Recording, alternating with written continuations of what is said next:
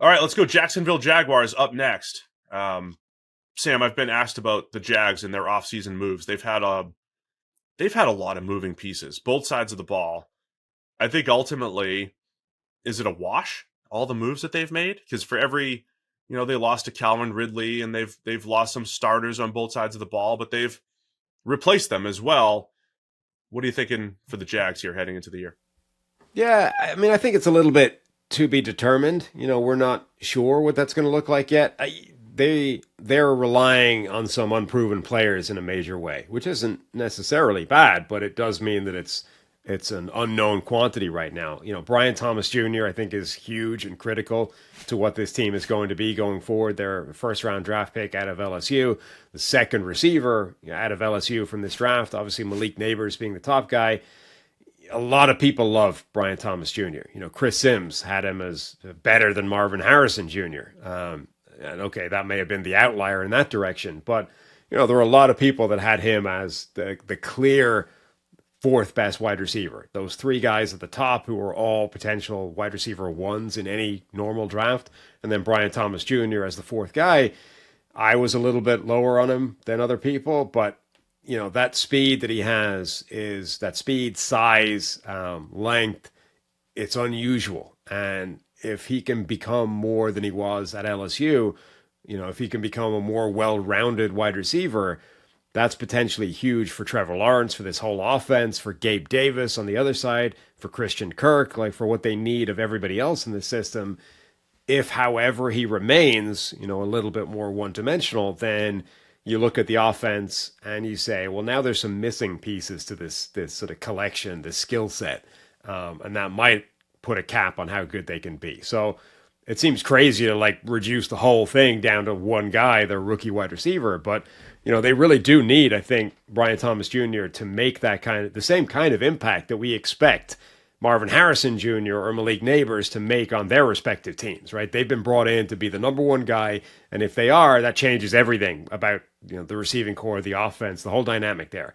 Brian Thomas Jr. has the same expectations, really, for a guy that was the fourth wide receiver off the board, not the first. Yeah, I mean, I don't think you're overrating that at all. I want to talk Trevor Lawrence in a minute, for a minute here, just because of what you just said, right? It felt like a lot of the time last year, Trevor Lawrence, I always described it as playing the game on all Madden mode at times, right? Like he would have these games where it's like, wow, 15-yard deep out and, 22-yard pass into a tight window. And he would make these special throws and there weren't enough gimmies in the offense for the Jags. There weren't enough, hey, he's just got receivers getting open. He's just got this well-run pass concept where he's just, finding the open man over and over and over again. It's when the Jags were moving the ball, he had to be pinpoint outside the numbers into a tight window. And what I was hoping for was they got a guy that could consistently get open. And what they did is actually maybe got even more volatile with Gabe Davis and Brian Thomas Jr. And I think they could be more explosive with both of those guys. They're very similar in that they're vertical threats. I don't think either's the most polished route runner. I don't think either's a 120 reception type of guy, but they're both like a 15 to 17 yards per reception guy.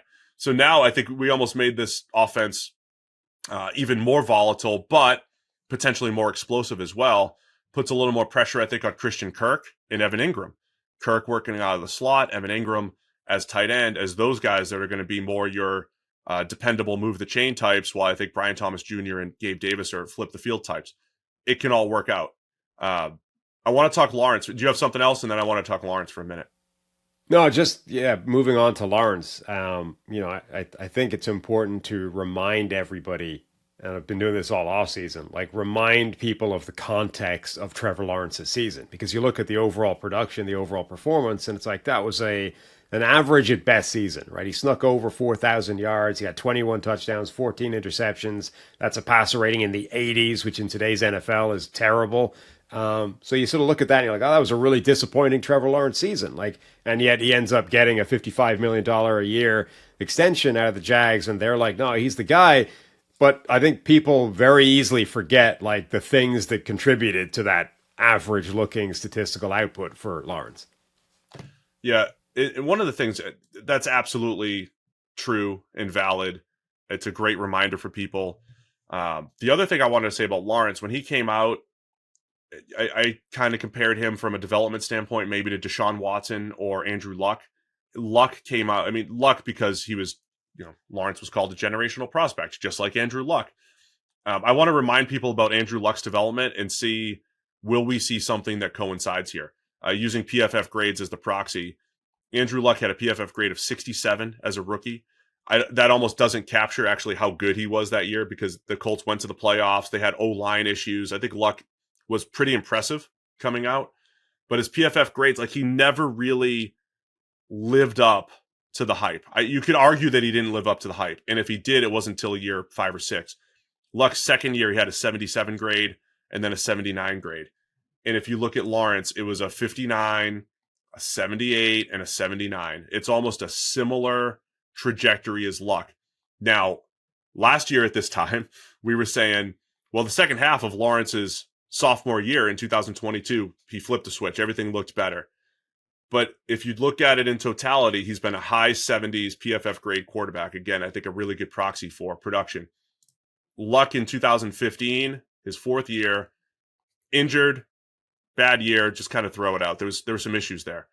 But in 16, 90 grade, he missed his next year for injury. In 2018, his final year, he had a 90 grade. In other words, Luck was good. He finally hit that elite type of standard from a production standpoint in year 6, year 5. But it was really his fourth full year starting. And that's where we are with Lawrence. I'm not predicting it. I'm not saying it necessarily is going to happen, but it's a similar trajectory. And I think that's what Jags fans are hoping for, right? Is like, okay, it's been good. He had a lot of bad luck last year. The stats could have looked better. However, where's that next level? Can we start talking about you in the same conversation as Lamar and Burrow and Allen and Dak even, as far as consistency goes, and being in the MVP race? Is this the year for Lawrence to be able to take that step? Because I think that is the next question in his development. It's also like it's easy to, apply context and remind people that there are reasons why one year is bad. It's harder to do that when it's multiple years, and now you have to be like, yeah, look, like everything we know from this guy is not real. Like let's give him a chance eventually, because everybody's dealing with something at some, each year. You're never like 100%. Everything breaks your way. You're in a perfect situation. Nobody gets injured. It's all good. He played. He played through ridiculous injuries last year in the second half, though. Right. And the first half, so there's like a 3-minute highlight reel of like inches away from touchdowns in the first half of the year. The second half of the year, he's playing injured and was playing worse because of that. So in totality, like the whole season is not, I don't think, a particularly fair reflection of his performance versus statistical output. But, that's harder to do if you have to have the same conversation next year, right? Because something else goes wrong or because he gets banged up again. It's like, okay, now we've got to throw out like all of his career so far. It's an important year for that reason. Like it's easy enough to say last year was not real. He's better than that. But then if you have to do it 2 years in a row and going forward, that's just a harder sell for everybody.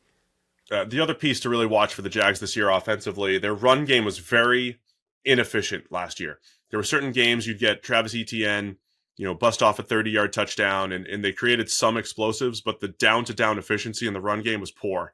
And I know they're working hard to rectify that. They bring in Mitch Morse to play center. They needed to upgrade at center.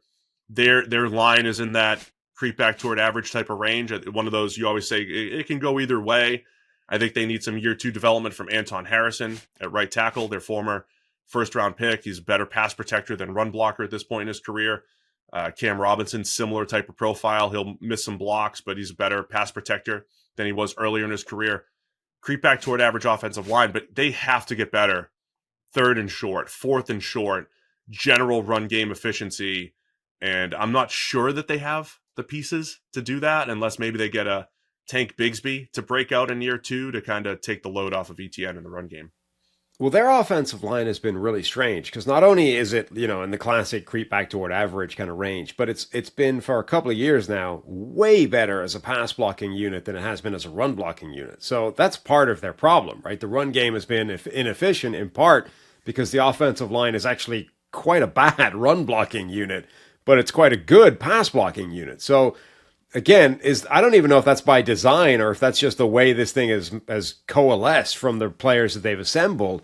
But if you're like Jags, front office personnel, do you look at that and say, like, that's something we really want to change and upgrade and adjust, or are you like, no, this is how we wanted it, right? We wanted a line that's really good in pass protection. We don't really care that it can't run block that well, and just the knock-on effect of that is the run game is going to suffer. Like, I think I don't know what the answer to that question is, but that's the current dynamic. Is the run game is relatively inefficient in part because it's like a necessary sacrifice at the moment for that group to be a good pass blocking offensive line. Let's go to the defensive side of the ball. When we talked about turnover, Ryan Nielsen's going to come in and be the new defensive coordinator for the Jags. He's got a history of developing defensive linemen. You and I have talked a ton about former first-round pick Trayvon Walker. The guy went number 1 overall, but just a fascinating scouting story because he had one of the best scouting combines of all time, but had some on-field development to do from a production standpoint. Jags fans, I know he had a lot of sacks last year, but he wasn't an effective down-to-down pass rusher. But now with Nielsen coming in, Josh Hines Allen, no longer just Josh Allen, coming off of a very good season and getting paid for it, $28 million a year now going forward. And then the addition of Eric Armstead, this defensive line has a chance to maybe mix and match. Walker has done a nice job rushing over guards when you've given him the opportunity. You have a chance to maybe create some mismatches. This has a chance to maybe be their best pass rush. I think mostly because of Armstead, but also because might take a little pressure off of Trayvon Walker, put him in better position to succeed here. Yeah, and I think there's some mileage to be had as well by Eric Armstead as a sort of stylistic and experienced player who is, a big, athletically freaky, slightly tweener type of player. There are people that think that Trayvon Walker is already a really high level player, right? Because he's developed in year 2 in terms of sack totals, because they'll claim that he's really good against the run because that's a harder thing to actually identify and quantify. And they're like, no, he's already well on the way. I don't think that's true, but Eric Armstead is a guy that sort of lived that process already, a sort of tweener player who has become a really high-level NFL player and now maybe can impart some of that wisdom to somebody like Trayvon Walker. Like, whatever coaches might want you to do X, Y, or Z, but as somebody who's also a giant, long, tweener type of body, let me tell you, this is actually the best way of achieving this. So I think Eric Armstead actually could potentially help Trayvon Walker along. Josh Hines Allen is a really high-level player. Eric Armstead upgrades even if he doesn't do anything to the development of Trayvon Walker, and then Walker's development becomes the big X factor. Does he get better, or is he always going to be better athlete than football player? Yeah, you throw in Roy Robertson Harris up front. You get some big bodies, long players. I'm intrigued by the D line. I think it might be the best one that the Jags have had in a couple of years. I'm projecting some improvement from Walker. Again, I think you and I are looking at it from the on-field productivity lens differently than a lot of other people might. But I think they get better up front. And then, on the back end, they got good linebacker play from Foye Olokun. Devin Lloyd had a much better sophomore year last year. Little turnover at corner with Ronald Darby coming in to replace Darius Williams. Darby's with his fourth team in 5 years. Always provides solid play. And then they just re-upped Tyson Campbell at corner. He's coming off of, he's got we talk about the cornerback fluctuation when it comes to production. Campbell has had a little bit of that in his career. So it's a pretty good group, I think, on that side of the ball. Bringing Darnell Savage at safety. He's had some ups and downs in his career. So again, I think just like a lot of turnover as far as starters go with the Jags. And my question is just going to be, how do the pieces fit together? I don't know if that'll take a little bit of time, but all the pieces have at least solid or better play over the last couple of years at some point. And so it feels like this defense has a wide range of outcomes here. Yeah, no, I think it does. It's a classic. It's the classic sort of defense or even personnel grouping that tends to get put together by the Jags. Like, they have they have thrown their lot in with these wide range of outcome, boom or bust type athletic freak shows, and let's see what that produces. All right, man. Best case scenario for the Jags. What does it look like? I guess best case scenario is Trevor Lawrence lives up to the contract they've just signed him to, that he shows last year was an aberration and an unfair evaluation of what he can be. And it involves Brian Thomas Jr. backing up people like Chris Sims and the people that had him as closer to those top three guys than the people that had him elsewhere. He becomes their number one. The offense is more explosive, more consistent. And then the Jags, are a playoff team and look like they can make some noise. Yeah, I agree. All those things have to come together, and unfortunately, on the other side of it, it's like some of the questions that they presented themselves in some of their team building options. Do they have a high volume receiver to rely upon? Do they have enough pass rush to get after the quarterback?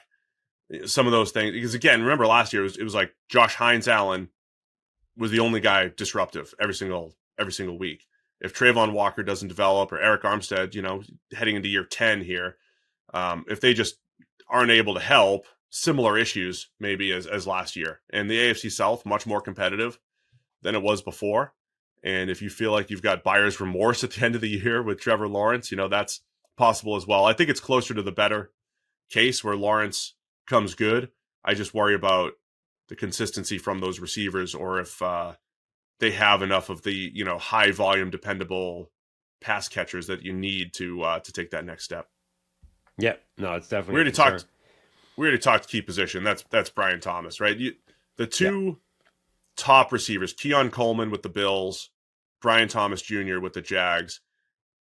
Intriguing stories because they were evaluations where people were like all over I don't want to say all over the place, but there was questions in some of their evaluations, what they actually are. And I think both of their teams are really depending on them to be big pieces in year one. So I think that's why Brian Thomas Jr., the target is on him to just see what he's capable of here as a rookie. Yep. Anything definitely. else on the Jags? No, like another fascinating team because of, all those uncertainties with Trevor Lawrence, with Brian Thomas. I think a team with a fairly significant range of outcomes. So, yeah, fun team to watch.